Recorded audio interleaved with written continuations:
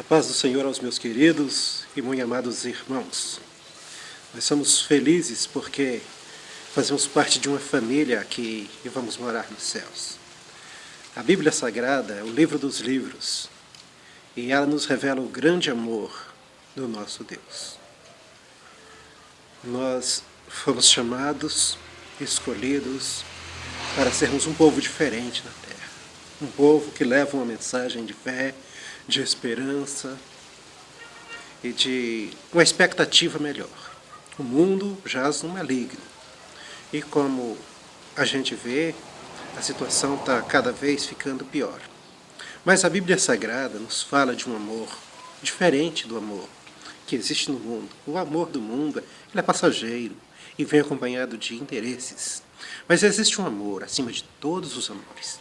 Esse amor é o amor de Deus, é o amor ágape. Esse amor é um amor incomparável, um amor incontestável, um amor que se dá sem querer nada em troca.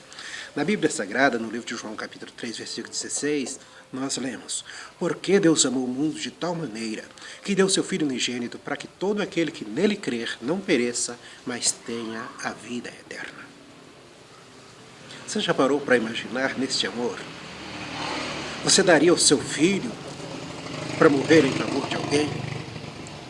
Você colocaria o seu filho para solucionar o problema, ainda que custasse a sua própria vida? Há alguns questionamentos por aí. Por que é que Deus deixa tais coisas acontecer? O homem foi feito imagem e semelhança de Deus. Com o passar do tempo, o homem perdeu a semelhança, ficou só a imagem. Por isso ele não contempla mais o seu Deus e adoram a imagens. Esse amor é um amor incomparável. O amor de Deus se revela em Cristo.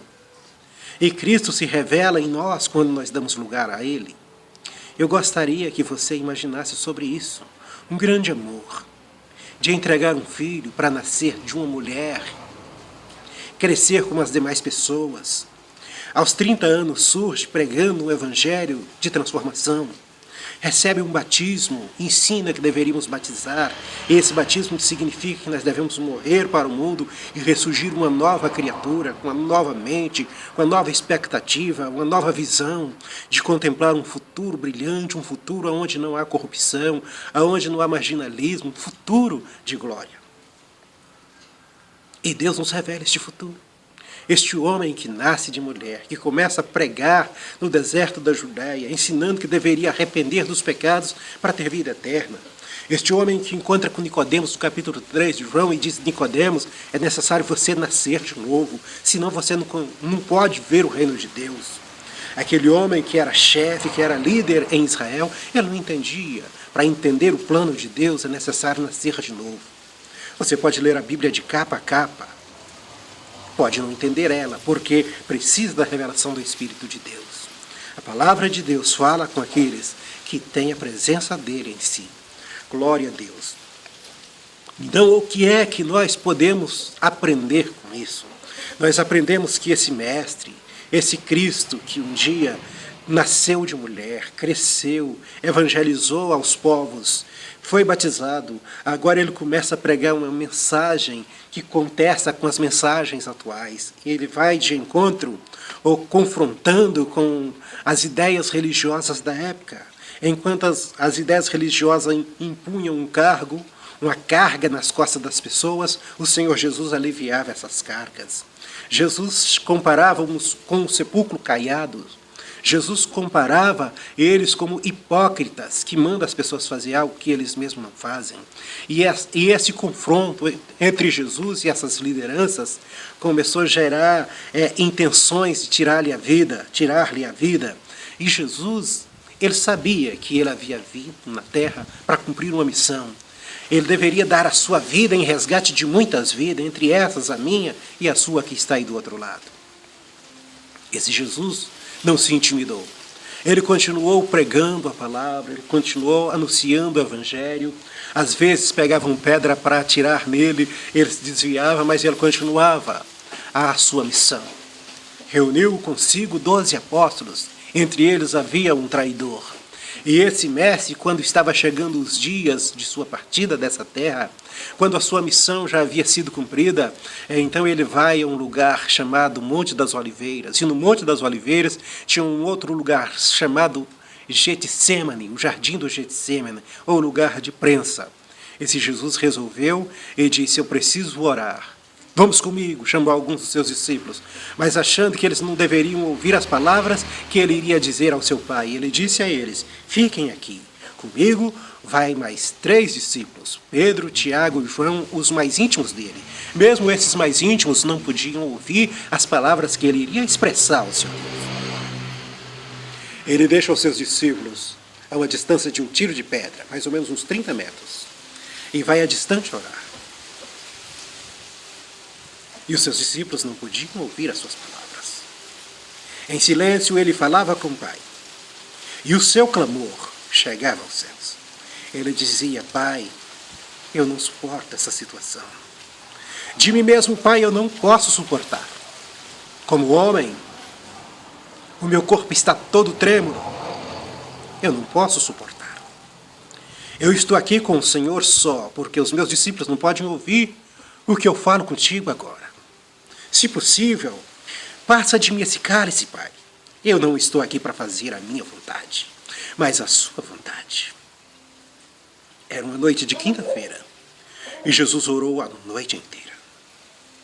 Em um determinado momento, quando Jesus orava, o seu suor começou a escorrer, e ele orava intensamente. Lucas, no capítulo 22, nós vemos essas passagens. Precisamente o versículo 39 do capítulo 22 de Lucas. O suor de Jesus começou a transformar-se em gotas de sangue. Tal era o sofrimento que o meu mestre passou. E o seu mestre passou também, para nos dar a vida. Ele estava vendo uma morte frente a frente. Ele estava conseguindo enxergar as afrontas, os açoites e a crucificação. E ele entrou em agonia, porque o homem queria fugir de tal situação. O homem queria recorrer e se safar de tal agonia. Mas o mesmo Jesus que via a cruz, que via os açoites, que viu os escárnios, que viu os soldados romanos dilacerando, ele olhava com o olhar de Deus, com o olhar divino. Você está prestando atenção que o primeiro olhar é um olhar humano? E nesse olhar humano ele via a cruz, ele viu seus inimigos, ele via a morte de sofrimento, mas com o olhar divino ele conseguia me ver. Ele conseguia ver você, que está me ouvindo nesta hora. E ele via que se ele não encarasse tal situação, o nosso destino era o inferno. O nosso destino seria um sofrimento pior do que o que ele estava passando, porque esse sofrimento seria eterno. Ele olhou para mim que não havia nascido. Há 2000 anos atrás, ele olhava para você e já via você necessitado de salvação, e via você que ouviria a sua palavra e abriria o seu coração para que ele adentrasse. Esse confronto entre a carne e o espírito fez com que houvesse um choque tão forte, e um fenômeno chamado hemaditose viesse a acontecer na sua vida. O suor tornou-se em gotas de sangue. Esse fenômeno acontece quando você está passando por um grande medo, por um grande sofrimento, quando está prestes a te acontecer algo muito desagradável. Então, as pequenas veias, as finíssimas veias capilares, que estão sobre as glândulas sudoríparas, entraram em choque e se romperam. E em vez de sair suor, saía sangue misturado com suor, e caía em grandes gotas sobre o chão. E Jesus orava: Pai, se possível, passa de mim esse cálice, sem que eu beba. Mas se isso não for possível, Pai, faça a sua vontade. Parece-me que Jesus dizia: não há outra maneira da gente resgatar este povo, não há outra forma da gente trazê-los de volta sem eu passar por esse sofrimento. Se possível, passa de mim esse cálice. Então do céu desceu um anjo que o confortava. O anjo de Deus desceu para confortar Jesus. De repente, Jesus levanta do seu lugar, já madrugada, e chama os seus discípulos: vamos daqui, porque o traidor se aproxima. O príncipe das trevas se aproxima. De repente, chega uma multidão de pessoas para prender Jesus. Judas, um dos seus apóstolos, traiu o meu mestre, traiu o seu mestre com um beijo.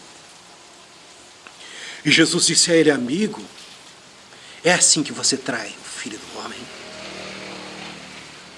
E Jesus foi preso. Louvado seja o nome de Jesus. Ele não renunciou. Ele não negou a cruz. Ele foi até o fim. Bendito seja o nome de Jesus. Na manhã de sexta-feira ele foi pregado na cruz. Ele agonizou durante 6 horas. Porque ele foi pregado às 9 da manhã. 6 horas na cruz do Calvário. Era isso que ele vê no Getsemane. Ele foi pregado curvado, para que não pudesse apoiar nos seus pés. Não tinha como apoiar. A agonia era tanta e ele conseguia enxergar essa situação. Às 9 horas de sexta-feira ele foi pregado na cruz, agonizou durante 6 horas. E às 3 horas da tarde, o meu mestre estava concluindo a sua missão. Ele elevou seus olhos aos céus e disse: tudo está consumado. Nas tuas mãos eu entrego o meu espírito. Meu amado irmão, minha amada irmã, você percebeu que o meu mestre cumpriu a sua missão? Ele nos deixou uma missão mais leve, mais suave. Quando ele nos chama e disse: vinde a mim, você que está cansado e oprimido, eu quero aliviar você. Eu vou trocar o seu fardo pesado, vou levar ele e vou te dar um fardo leve. Eu vou levar comigo o seu fardo para a cruz, os seus pecados, as suas dores, as suas enfermidades. Eu vou levar à cruz. Tem pessoas que não devem ouvir o seu clamor. Vai ficar pior se você falar para ele. Conte para Deus. Jesus não deixou seus discípulos ouvirem as suas reclamações, as suas petições, as suas angústias. Aos seus discípulos ele confortava. A você ele quer confortar. A mim ele tem confortado. As suas angústias, as suas agonias, ele clamava ao Pai, o único que podia resolver os problemas. Mas ele disse: eu estou aqui, eu troco com você. Esse fardo seu está pesado. Pegue o meu, está aqui, eu estou lhe oferecendo. Me dê esse fardo seu. Eu vou te dar uma vida suave, uma vida leve para caminhar. O sofrimento que vier sobre você, eu vou colocar um anjo do seu lado para te guardar 24 horas por dia. Eu vou te proteger. Ah, eu quero entrar dentro da sua vida. Quero fazer morada em você. Receba-me em sua casa. Receba-me como Zaqueu me recebeu. Receba-me. E eu vou mudar a estrutura da sua casa. Eu vou mudar a estrutura da sua família. Eu vou fazer de você uma pessoa melhor. Eu vou fazer de você uma pessoa diferente. Vinde a mim. Louvado seja o nome de Jesus.